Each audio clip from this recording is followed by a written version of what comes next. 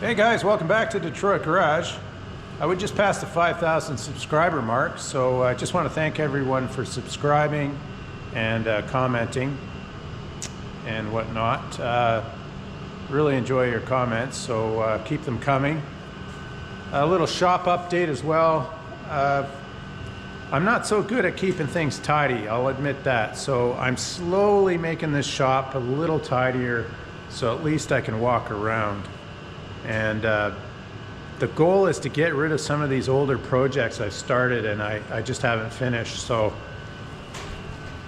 one of them is my compressor. I've got to get this done and get it out of this shop. It takes up a huge amount of space. The 353 needs to be done. I'm going to focus on the forklift first and get this 253 in it. But in order to get the 253 in the forklift, I've got to break it in first. And I can't think of any way of breaking it in better than a dyno.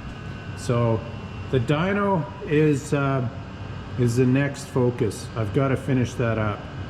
It just needs bearings and seals. And then put it back together. Make an adapter for the flywheel for the 253.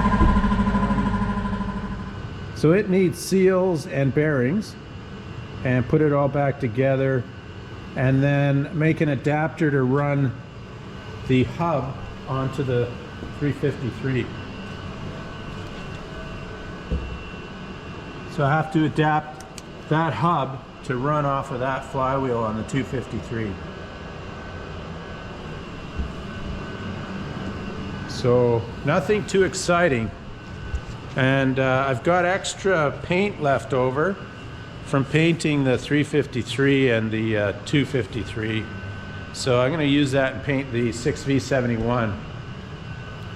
As some of you know and follow the channel, I've had this engine now just about 2 years, I think. A long-term project is to get this into that Peterbilt here. But I keep acquiring other projects, so that's a long-term project that has to be finished someday, but not for a long time. In the meantime, I'm going to paint. So in the meantime, I'm going to paint up the 6V71 and make them look pretty again, and put a tarp over them. Another project is this 453T. That'll be a spare. So I've got my work cut out for me, and I've got 10 years of projects, if not more. I don't know what I was thinking, but anyway, we're gonna plug away one day at a time and see what we can accomplish. And so let's get to it and paint up this 6V71. A lot of you have been asking me what happened to the 8V92T, and I was going to do a teardown video on that, but I just don't have the time, to be honest. So I ended up just taking the parts I needed, and then I sold Williams. The paint I'm using is Sherwin-Williams acrylic enamel, and that's the paint number.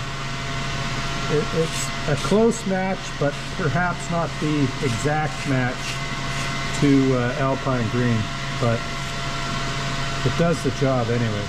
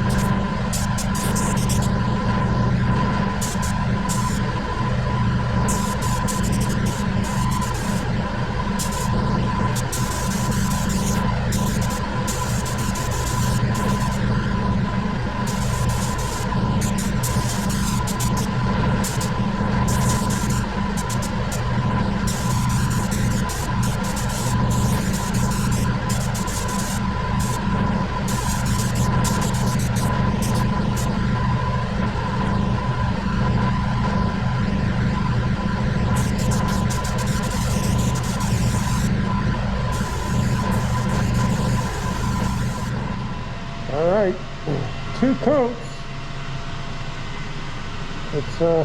That's it, 2 coats. Half a liter or half a quart of paint product. And she's done.